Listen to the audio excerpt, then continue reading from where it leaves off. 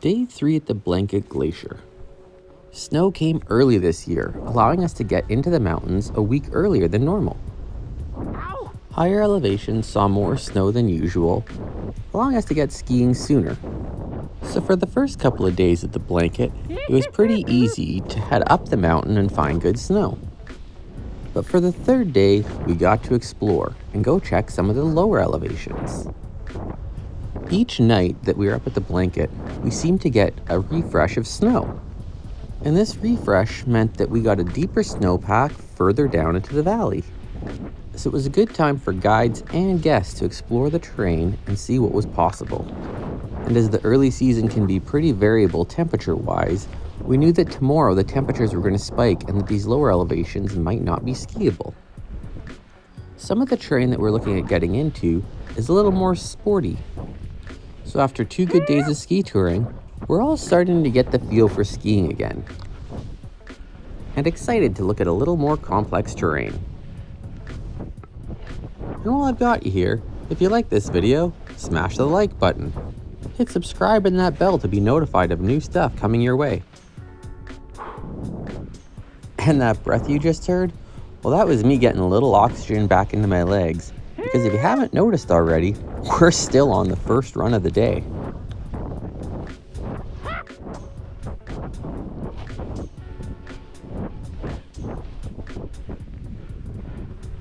Oh, heaven sent. Oh, dude. Nice cruiser. Yeah. Oh! That first run was real good. So we utilized the skin track that we'd already put in and headed up for another lap and just punched over a little bit.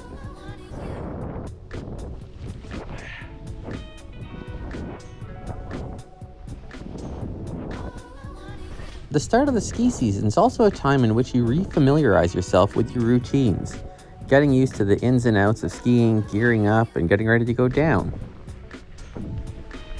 These backcountry ski boots have a little lever on them to give the ski boot more flex for when you're going up the mountain and allow you to lock out the boot and make it more rigid when you're going down. The problem is when you forget that you're in walk mode going down. Walk mode. The fear in my voice is real. Just another chance to tighten up those habits. I took a minute to fix my boot and we're back on track.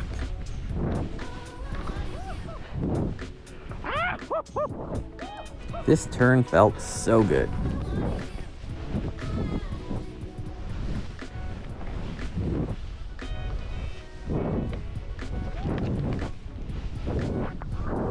Now the only thing I really have to contend with is fatigue.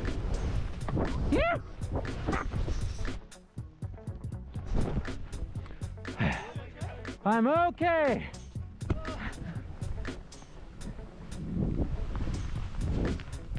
As we start to converge on old tracks from the first run, things start to get skied up a little bit more. But these first 2 laps have been amazing. And as we finish up the second lap of the day, we exit out adjacent to a creek, out towards the lake to cross on the flats.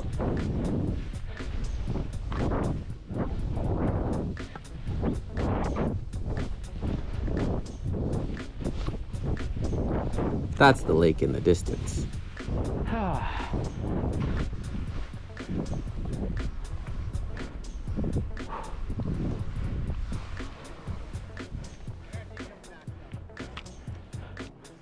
As we head into this lower elevation terrain, we're going to start to see less of a base. The snow is not as deep as it was up high, but we're getting into steeper terrain, so the features are going to become a little more pronounced.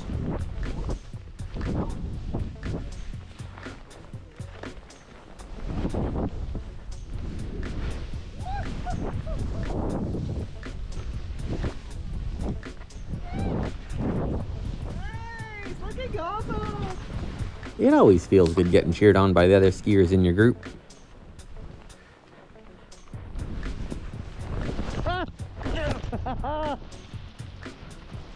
Woo! And if I haven't mentioned it already, it's still early season, and I'm being reminded of it every run.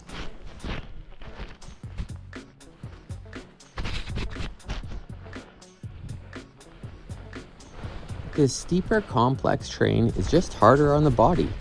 It takes more energy to ski, and it takes a little bit more foresight, so you ski it with a little more hesitance.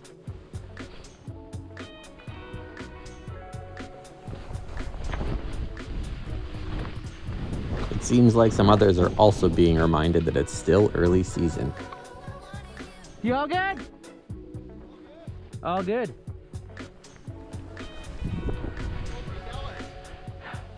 Yeah, it was super awesome until the wind out. Well, until my ski popped off. Yeah.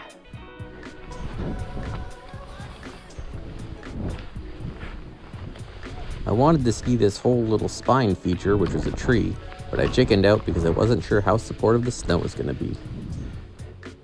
You. Sending.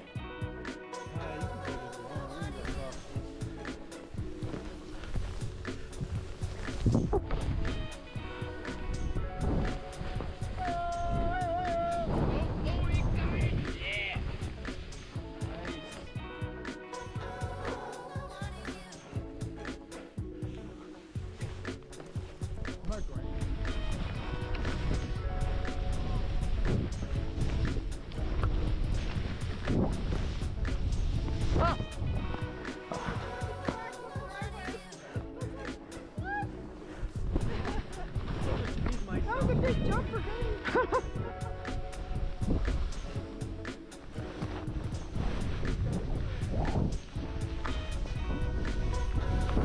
This was about as low as we wanted to ski.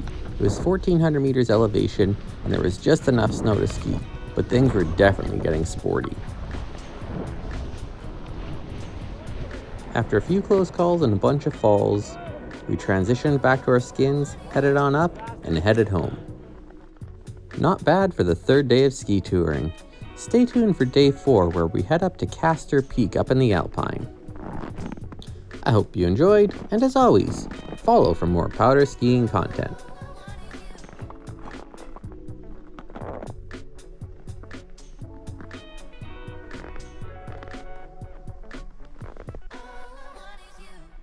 GoPro, stop recording.